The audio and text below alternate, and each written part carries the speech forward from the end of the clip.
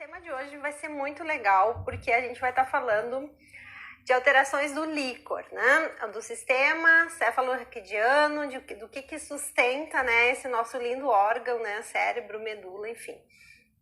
Mas mais do que falar de neuroanatomia, neurofisiologia, o que eu me proponho aqui no canal Neuro Revolution? Que nós trabalhemos e conversemos e discutimos casos práticos, né? Então, fazer da fisioterapia aplicada e neurofuncional aplicada o grande foco desse debate. Como que é a prática clínica, como que a gente põe a mão no paciente, como que a gente começa a trabalhar com ele, por onde que eu começo, como que eu faço esse sistema todo rodar. Então, o grande diferencial desse canal é como transformar a vida do paciente a partir de uma técnica aplicada. E hoje, mais do que legal, Fran, eu tô muito feliz com a tua presença aqui. A Fran me ajudou muito hoje. Ela liberou um monte de coisa para mim, porque a gente vai estar falando do filho dela, tá? A gente vai estar conversando um pouquinho sobre o Natan. Ele vai ser o tópico mais adiante, mas eu já adianto para vocês que a Fran é uma mãe fantástica e ela tá sempre, assim, em busca, tá sempre, me deu maior força, apoiou, né, a ideia, trouxe os dados, respondeu todas as minhas perguntas certinhas para eu passar os dados certos para todo mundo. Então, muito obrigada, Fran. A tua participação hoje vai estar sendo, assim, o grande diferencial dessa aula, tá? Então vamos lá, quando a gente fala de líquor, e até eu pus na chamada lá do Instagram, líquor, né? Como, assim, até o pessoal, nossa, como assim líquor, né? Qual é o problema do líquor? Porque o líquor, na verdade, é a parte líquida desse sistema todo que mantém, né? Qual que é a grande função do líquor, então? É manter o sustento tanto físico quanto químico desse encéfalo e medula. Então, se a gente for pensar, tanto o cérebro, encéfalo, tronco e medula, eles têm dois sistemas bem claros e específicos de proteção e de sustento. Um é o sustento físico mesmo. Então, o cérebro, ele estando no meio líquido, ele fica muito mais leve para ser sustentado. Então, aí tem todas aquelas questões da física, lembra? Do empuxo, quando um corpo entra na piscina, que ele fica mais leve. Então, as forças, né, elas mudam completamente no meio líquido. Então, o nosso órgão, né, sistema nervoso central, ele está sempre envolto por esse líquido, para quê? Para que ele fique protegido por uma barreira líquida. E ao mesmo tempo que o movimento que pode acontecer lá dentro não faz com que ele toque em nada, e tenha sempre esse amortecimento da parte líquida. E, por outro lado, esse líquido ele tem que ficar por um próximo envoltório, que são as meninges, então, que são as bolsas que seguram o líquido, que por sua vez recebe o sistema nervoso central. Então, esse conjunto meninges, líquor e o sistema nervoso central, ele funciona com um aspecto físico em primeiro lugar. A gente às vezes esquece um pouco, né? E eu lembro que nas últimas lives eu falei muito. A gente tem que voltar para a biomecânica, a gente tem que voltar mais para as questões da gravidade, da física, das forças, como que isso tudo atua dentro do nosso corpo, no corpo humano. E de novo a gente volta no princípio básico da física, que é o quê? Manter esse órgão sempre protegido, né? Pelas cargas, né? O movimento que acontece, ele tem que estar adequado e protegido dentro dessa cápsula, que é formado pelas meninges e cheio de líquido. Então, esse sistema, ele é, de novo, né, super inteligente, porque funciona muito bem. Tanto é que também por esse líquido e complementando, né, a questão química dele, é por ele que o cérebro recebe uma grande quantidade de nutrientes também. Então, o sistema de defesa, muitos elementos, né, então tem sempre aquela questão, atravessa a barreira encefálica ou não atravessa. Então, por quê? Porque ele é um filtro, né? Ele também permite ou não determinadas passagens de alguns elementos neste conjunto, né? Para que chegue ou não ao cérebro. Então, o líquor, junto com o sistema vascular, são os dois grandes responsáveis pela nutrição do sistema nervoso central. E quando há qualquer problema nesse líquor, ele imediatamente atinge também o sistema nervoso central. Então a gente tem aí uma grande barreira e ao mesmo tempo uma facilitação, porque no momento que chegou no líquor, ele chega rapidamente ao sistema nervoso. Então, então, retomando, né? Todo esse sistema líquido cefalorraquidiano com as meninges, eles formam as duas grandes sustentações do sistema nervoso central, que é o sustento físico mesmo, para manter ele guardadinho lá dentro de uma bolsa com líquido, dentro de um crânio, né, para que ele não se machuque. E o segundo é toda a nutrição, vascularização, enfim, que vai estar acontecendo a partir, então, desse líquido. Quando a gente tem mais uma coisa. É sempre interessante pensar que como é líquido, é como se fosse um rio, né? Um córrego, um riacho, onde tem a nascente e onde tem a foz. Então, esse líquido, em geral, ele tem um certo fluxo, onde ele começa e aonde ele vai terminar. Então, ele não é simplesmente uma bolsa de água que está lá, de um líquido, enfim, de qualquer elemento, que está lá sozinho, perdido no meio do crânio. Não, ele tem um fluxo. Né? Então, esse líquido está o tempo inteiro circulando. Então, ele tem um ponto onde ele é produzido, tem as células lá que produzem, como se fosse a nascente. Aí ele corre, atravessa lá, vai toda, passa a medula, vai andando, até voltar aqui no alto e ser reabsorvido. Então, com isso, ele faz um fluxo de líquido, como se fosse um fluxo sanguíneo, ou mais prático para a gente entender, como se fosse um pequeno riacho, né? Mas nos livros de anatomia isso está bem claro, a gente pode ver lá com calma as flechinhas, né? Quem lembra dos desenhos de como é o circuito do líquor. E quando há qualquer injúria nesse sistema, quando há algum problema, a gente tem aí alguns problemas que são, então, que afetam por meio desse sustento, né, químico, que muitas vezes há uma bactéria, alguma coisa que entra nesse líquor e ele forma aí uma injúria química, então, né, ou muitas vezes assim uma bactéria, um vírus. Então a gente tem as meningites, as encefalites, né, todas as ites da vida que atacam, né, ou bacteriana ou viral, se alojam nesse líquido e depois atingem as meninges, atingem o encéfalo e levam a essas lesões, né, que aí se agravam de acordo com a quantidade de patógenos, enfim, o que conseguiu entrar e vencer a barreira de proteção. Então, esse é um tipo de lesão que acontece, mas que não vai ser a que a gente vai falar hoje, tá? Hoje a gente vai focar mais nas lesões por má formação desse sistema, desses ductos. Então, é como se a gente tivesse um grande sistema hídrico, né? Onde a gente tem os fluxos, os canais, as portinhas que abrem, que fecham, as pequenas cisternas. Então, é como se fosse uma grande rede lá da Sanepar, da Corsã, cada estado tem, né, o seu. Corsã, Casan, Sanepar, tô aprendendo todas. Já morei em tudo que é estado, né, agora já tô ficando craque. Mas, enfim, é onde a gente passa por canos, né, os tubos. No líquor acontece esse mesmo processo. Para esse líquido estar circulando, ele precisa de um bom sistema e um sistema sem nada entupindo, né? Nada pode estar prendendo esse líquido, porque se prender o líquido, eu não consigo mais fluir direitinho. Então, dessas malformações, a gente tem duas que são bastante clássicas, uma mais do que a outra, mas enfim, essa malformação que ela tá acontecendo lá no bebezinho, em geral, bem no início da gestação, quando os folhetos embrionários estão se fechando e formando pele, ossos, enfim, todos os nossos tecidos se especificando. Quando chega na hora do fechamento, não sei se vocês lembram, né? Que tem um folheto que vem fechando, aí quando ele está se fechando e finalizando e soldando, é a última solda que acontece bem sobre o canal medular.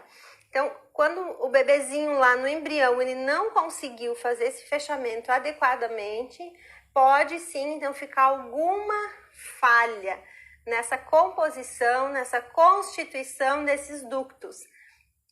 E essas falhas, elas podem ser bem pequenas, desde dificuldades nas aberturas dos forames, enfim, então onde deveria estar aberto, ele não se abre completamente, o folheto não chega a se abrir, então ele fica um buraquinho muito pequenininho, ou o que às vezes não abre nada e fica lá como se fosse uma fibrose, um cistinho lá dentro, que esse cisto onde deveria estar aberto está fechado.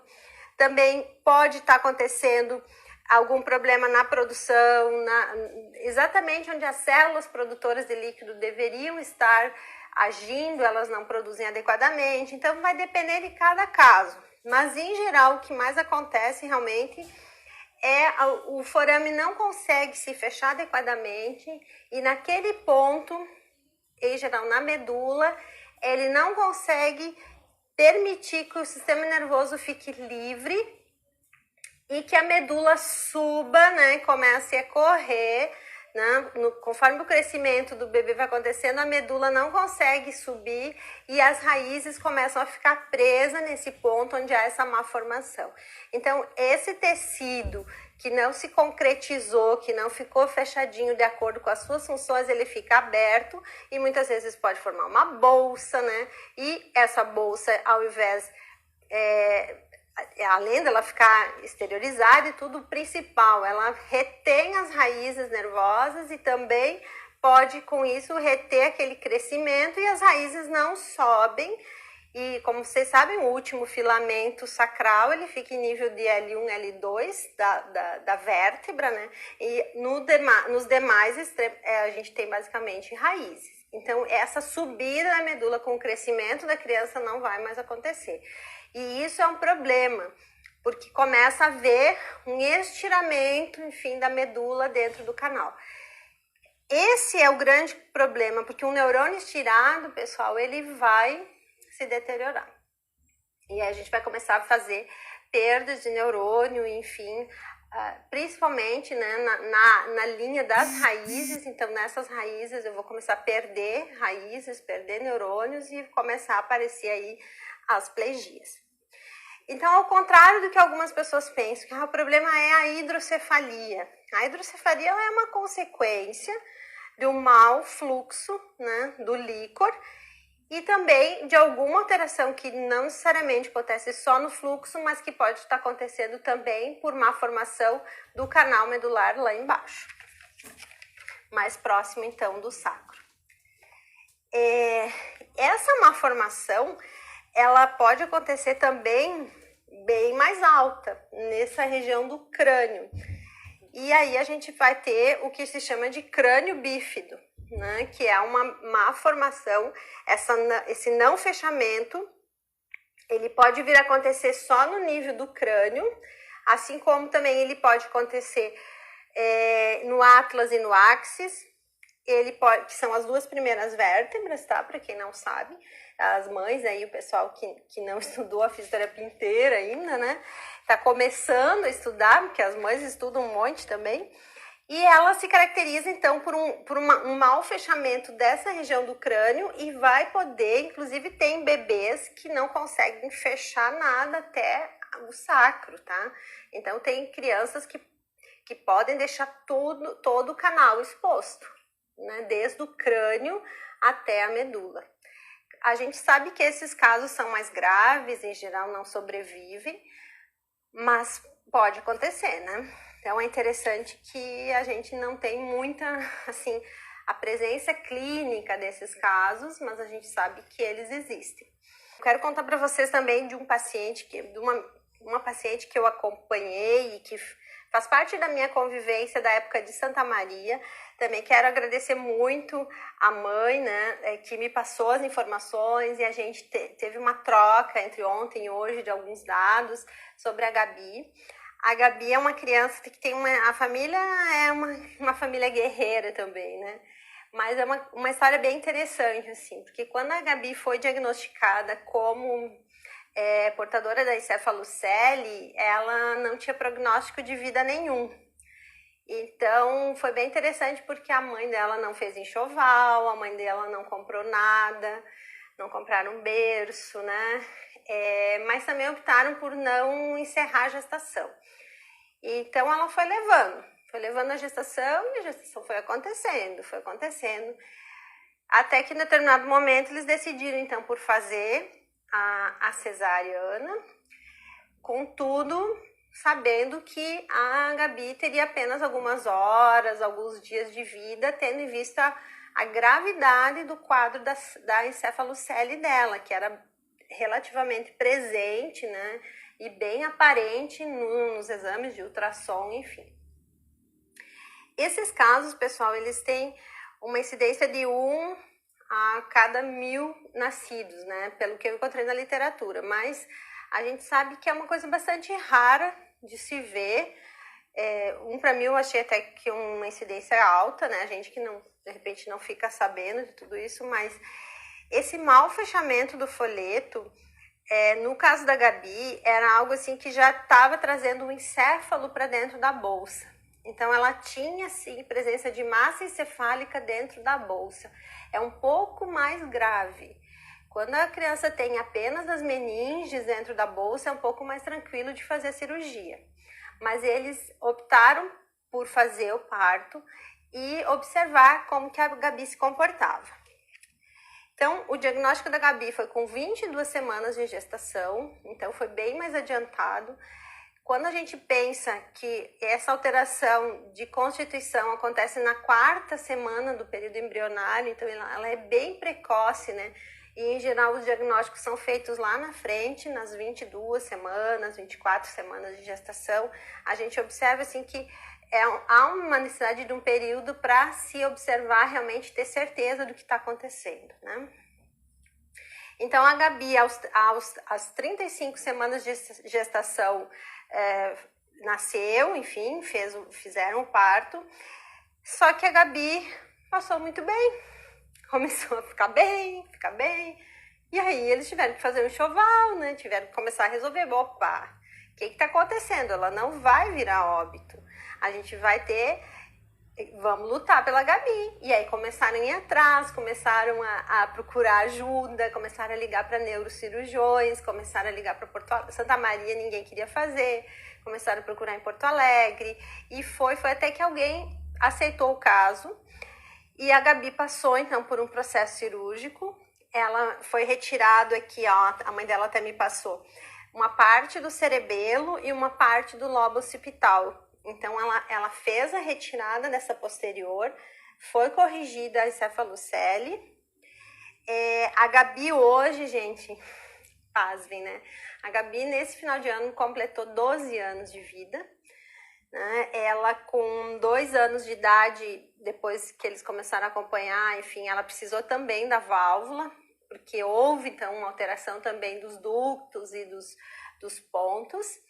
E hoje ela é quadriparética, espástica, ela não enxerga muito bem, assim, mas ela responde, ela também não fala, mas ela se comporta, ela consegue acompanhar o que está acontecendo no ambiente, ela tem bastante interação, principalmente com a família, com a irmã mais velha. Então, ela acompanha os pais às festas, ela tem uma vida, né? A família dela se adaptou a tudo isso e continuam tendo uma vida bastante sociável e bastante feliz, né? Outro dia eles foram para uma viagem no Nordeste, se eu não me engano, fizeram fotos, enfim, aproveitaram a vida com a Gabi. É uma história muito legal, porque é uma criança que ela nasceu para vir a óbito, né? E de repente a gente vê que aquilo que eu falava na aula passada, assim, a gente tem casos aí, gente, que está começando a aparecer, que até há bem pouco tempo atrás não se considerava como sobrevida, né? E hoje a medicina está tão evoluída que a gente começa a ter casos aí de sobrevivência a partir de quadros bem graves que há 20 anos atrás nem se falava, ninguém nem enxergava porque não sobreviviam. Hoje a medicina, neonato, toda essa parte do pós-parto recente, né, a gente consegue ver o quanto está desenvolvida, e esses casos eles vão ter aquela injúria no momento e depois eles não são progressivos. E esses casos é que vão continuar vivendo, e aquilo que eu falava acho que foi na quarta-feira passada ou na outra. Vão ser pacientes que são crianças com uma injúria estável, mas que vão se tornar, por exemplo, uma paralisia cerebral, vai se tornar uma paralisia cerebral do adolescente, um adulto jovem, um idoso, mas que teve a paralisia cerebral, ele vai continuar uma vida. E essa é a importância da nossa assistência. Eu acho muito bacana nós pensarmos nessa continuidade, né? Não ficar só no caso imediato.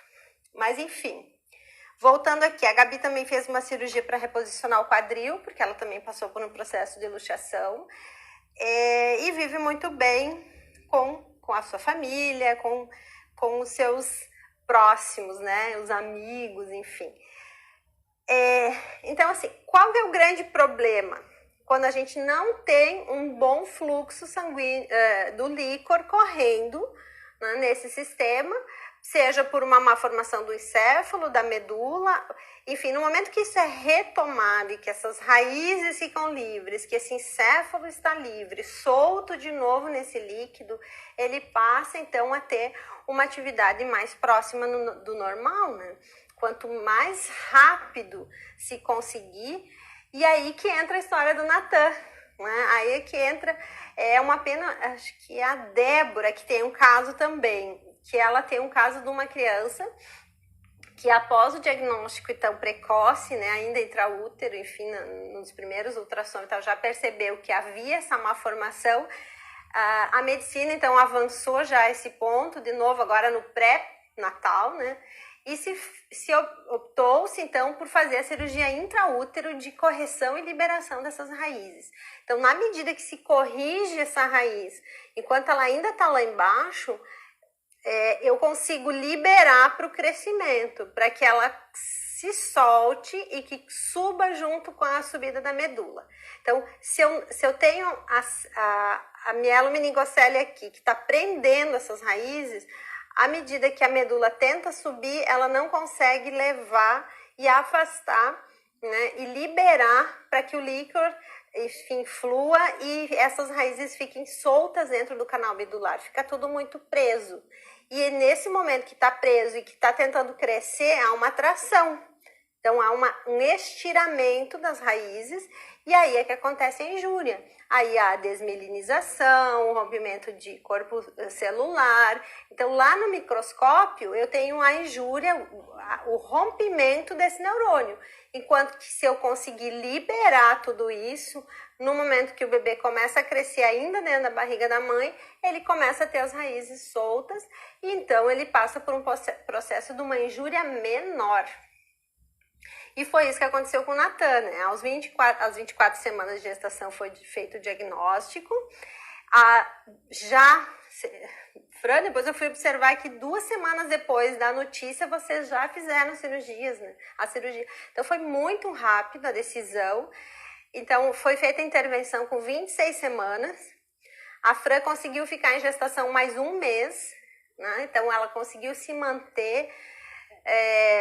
provavelmente no processo aí de repouso, enfim, todo, né, os cuidados em função desse processo, dessa cirurgia, mas depois ela desenvolveu uma pequena infecção e aí ficaram com muito medo de que a infecção possa, né, atingir a criança e tal. Então eles resolveram fazer o parto e o Natan nasceu então com 30 semanas de gestação. Foi bem interessante, assim, que apesar, né, dele ter nascido relativamente precoce, né, ele é extremamente inteligente, ele tem, assim, habilidades intelectuais super desenvolvidas, não ficou com nenhuma sequela por ser prematuro, né, aquelas que a gente às vezes enxerga e acompanha alguns casos. O Natan nasceu, já estava então com a cabecinha um pouquinho maior, enfim, mas assim que fez a cirurgia, lá no intraútero, a mãe relata que a cabeça já foi mudando a constituição, né? E no nascimento ela já estava bem mais típica do que era lá do bebezinho intraútero. Então, quando o Natan nasceu, eles foram acompanhando essa hidrocefalia dele, né? Se ia ou não ia desenvolver, se havia alguma outra obstrução além da mielomeningocele, que já tinha sido resolvida lá no útero. E nesse acompanhamento, com 1 ano e 4 meses, então foi decidido fazer uma nova cirurgia para liberar alguns ventrículos e reconstituir aqueles ductos que eu falava no início da nossa live de hoje. Então, foi feito alguns reparos, né? Desentupiram lá os canais para que o líquido do Natan pudesse circular à vontade, né? Circular e correr por dentro desses canais. E o Natan, enfim, começou então a fazer o processo de reabilitação, com aquelas dificuldades do prono, né? Em ficar de barriguinha para baixo, engatinhar, enfim. Com essas dificuldades todas em função de algumas alterações, então, de membro inferior, que ele ficou alguns pontos mais plégicos, outros menos plégicos. Ele está com algumas dificuldades ainda em sentir o xixi, sentir o cocô. A gente ainda não sabe até que ponto houve a lesão, até que ponto ele também ainda não sabe identificar o que está acontecendo no corpo dele. Então, tudo isso vai estar sendo trabalhado aos poucos, até com a ajuda da TO, da fono. Está sendo muito bem acompanhado esse caso. Hoje o Natan está com 6 anos, né, Fran? E ele é uma parada, porque ele desafia todo mundo, ele conversa. E o mais interessante é que o Natan ele fez o uso então das órteses, né, nesse período, e no final do ano passado, em outubro, então a parte da ortopedia que acompanha o Natan optou por fazer a cirurgia de desvio de tendão, né, a transecção do tendão, para que apoiasse o pezinho dele melhor. E ele, pasme, né, em 2 meses, não chegou a 3 meses aqui após a cirurgia de transposição do tendão, ele conseguiu alcançar a marcha independente.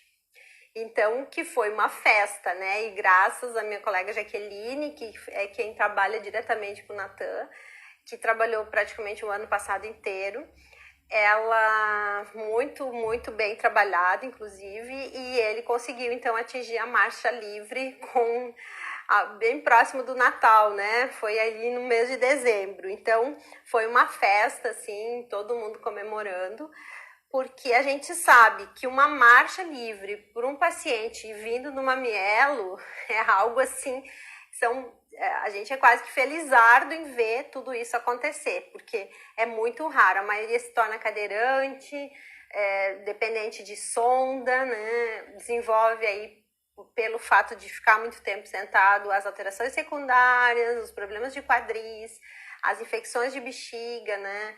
Então, infecção urinária de recorrência, são pacientes dependentes de antibiótico terapia, e a gente vê que são quadros assim que, no seu geral, pioram muito, né? Então, a gente vendo o Natan tão bem, né, e tão bem assistido também, a gente consegue ter uma grande esperança aí que mais crianças possam chegar a esse estágio e conseguir alcançar essa cirurgia ainda intraútero, né? Então, a importância do pré-natal, de ter equipes preparadas, né? Outro dia eu vi que em Fortaleza já iniciaram também a fazer essa cirurgia, então não é mais só em São Paulo, né? O Natan foi feito em São Paulo, mas outros centros do país estão desenvolvendo, estão iniciando com essa tecnologia que facilita muito a vida no pós-parto, né? E é bem interessante porque tanto o quadro neurológico, motor, sensorial, né, a independência alcançada por esses pacientes é algo maravilhoso, que só foi possível porque houve, né, uma intervenção precoce lá intraútero.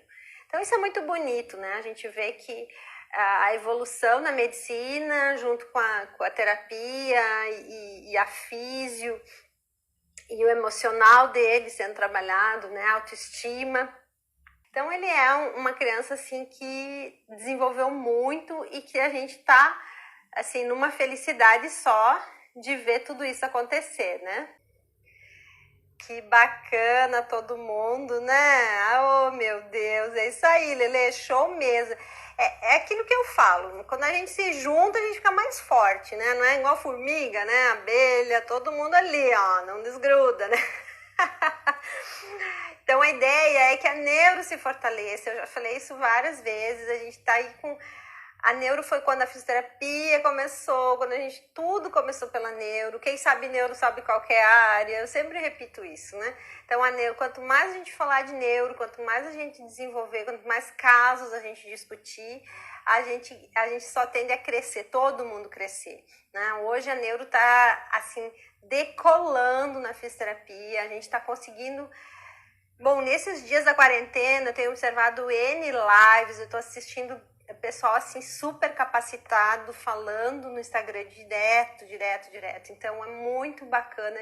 E o que eu fico mais feliz é que eu observo que a minha linguagem, as minhas falas, elas estão extremamente alinhadas com o que a gente está sendo pesquisado no mundo inteiro. Tem pessoal da USP que está fazendo doutorado, pós-doutorado nos Estados Unidos, e a fala deles são as mesmas falas nossas, né, Cris? Lá de 2005, 2003, que eu comecei, né? Eu comecei a dar aula em 2001. Então, a gente começa a ver que as nossas falas, elas estavam corretas. E mesmo assim, muitas vezes a gente, não tendo as pesquisas por trás na época, a gente já acreditava pela prática clínica e pelos resultados que nós alcançávamos, o quanto a gente podia chegar longe e ir ganhando passo a passo. E hoje as pesquisas estão vindo para reforçar tudo aquilo. Eu só fico feliz, eu sim, estou me sentindo muito realizada em saber que tudo que a gente plantou é realmente o que dá certo e que vai ter como você colher resultados lá na frente. E a proposta do canal é essa, uma neurorevolução. É a evolução nova, é refazer a evolução do paciente. O paciente, ele cresce, ele se desenvolve sim a partir de um bom raciocínio clínico e a partir de um bom... Não é o estudo pelo estudo, você lá decorar as vias, colocar tudo... igual concurso, né? Que você tem que acertar essa espino-talame, que é a mesma da espino-cerebelar.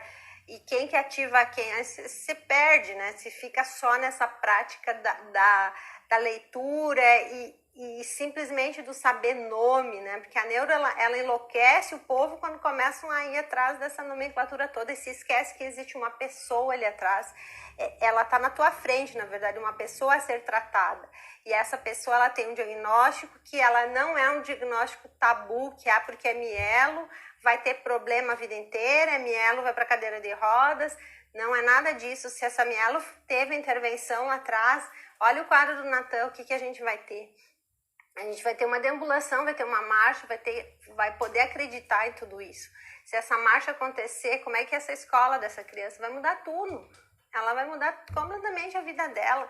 Então, o Natan teve a vida dele, ouçam bem, a vida do Natan foi determinada na 26ª semana de gestação. Então, ele não só nasceu... Na 4ª semana do embrião teve a lesão, houve a malformação, mas que foi feita a intervenção. E aí a gente tem um quadro lá na frente muito maravilhoso. Esse conjunto é que a gente tem que estar sempre ligado em como que a gente quer fazer a virada acontecer, a partir de cada caso, a partir do estudo sério de cada paciente, a partir do foco da intervenção no momento da terapia. O resultado tem que ser na hora. Você tem que fazer o manuseio e ele tem que aparecer o resultado. Não ficar pensando que é porque a neuro não melhora, porque a neuro... E muitas pessoas estão me mandando pergunta. Como fazer para motivar o meu paciente? Como eu não me desmotivar com os meus pacientes neurológicos? Porque eu faço, eles não melhoram. Se eles não melhoram, minha filha, porque tu não está fazendo o que é para ser feito. Porque todo paciente de neuro, ele melhora sim, quando a gente faz o que precisa ser feito naquele momento. Mas esse é o grande desafio. O que fazer, como fazer, onde fazer, que hora que eu faço o fez, que hora que eu alongo, que hora que eu ponho de pé, como que é essa sequência, isso tudo e que na verdade não é muito explorado e não é muito claro. E esse é o meu papel e é isso que eu acredito, que eu preciso clarear isso para as pessoas. Se eu vivenciei, se eu conseguir desenvolver o passo a passo e mostrar, né, como é essa sequência e que momento fazer cada coisa, eu tenho mais que estar falando mesmo e estar abrindo esse canal. E aos poucos, cada pessoa, cada paciente que a gente conseguir alcançar, a gente vai estar aí gerando, né, saltos e mais saltos. O que eu queria contar para vocês e convidar a todos é que eu estou, na verdade, abrindo um canal, na verdade uma sala que se chama Grupo Fechado do Facebook.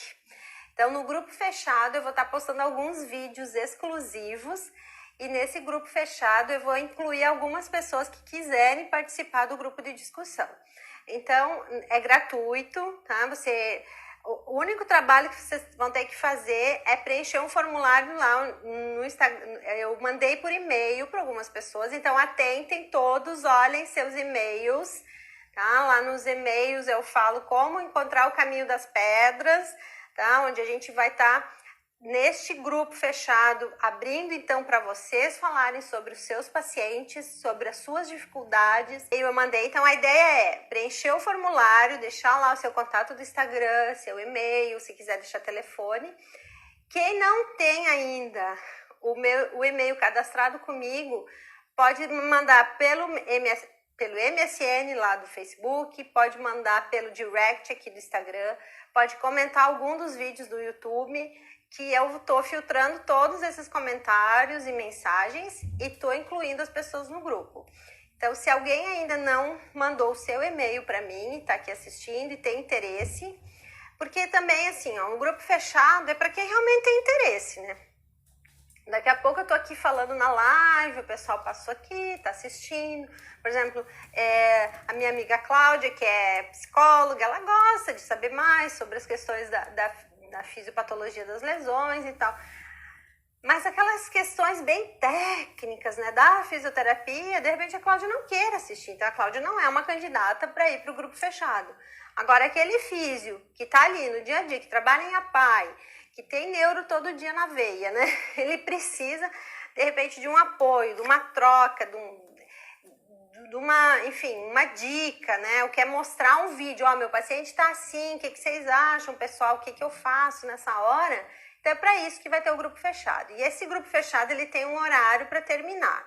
Então, segunda-feira à tardinha eu encerro as inscrições.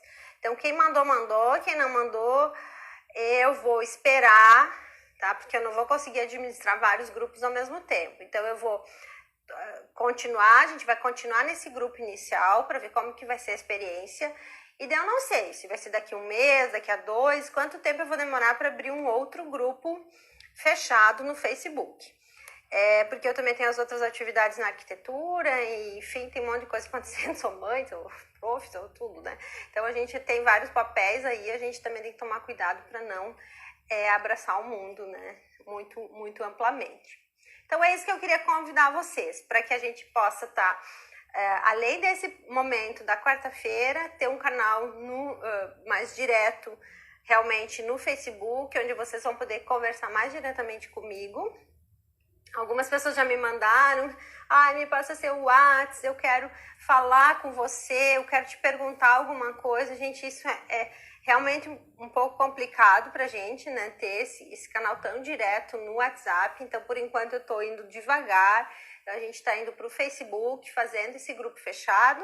E depois, conforme a coisa for crescendo, a gente pode entrar para outras mídias e tá acessando outras formas, mas com o intuito de poder ajudá-los e, consequentemente, ajudar mais pacientes. Porque o que eu percebo, assim, que se eu conseguir trazer isso para a mídia digital, eu vou estar podendo acessar e dar suporte a muito mais casos.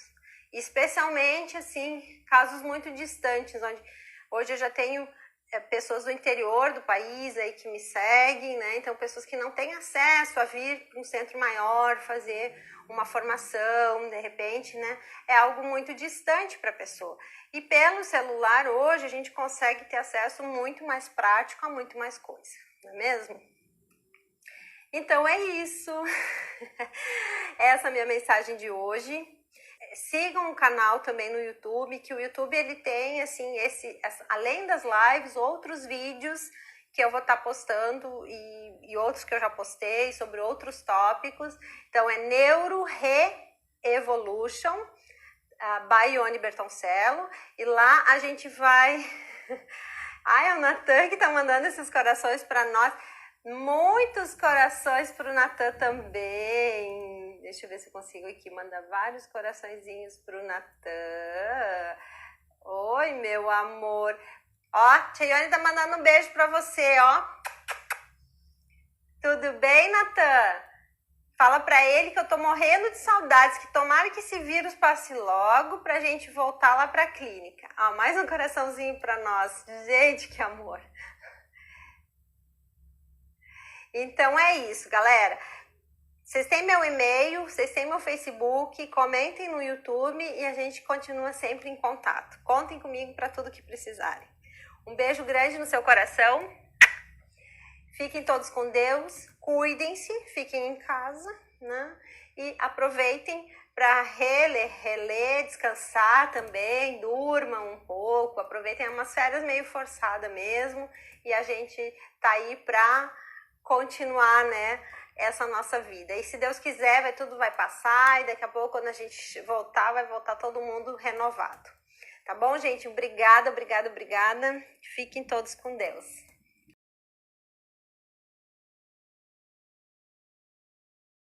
Esse vídeo faz parte de uma série de vídeos sobre fisioterapia neurofuncional aplicada. Assine o canal Neuro Revolution e acione o sininho que fica logo abaixo para receber todas as notícias e mais notificações sobre os novos vídeos. Se esse conteúdo gerou valor para você, compartilhe com seus amigos e com todos aqueles que possam se beneficiar. Obrigada, até mais!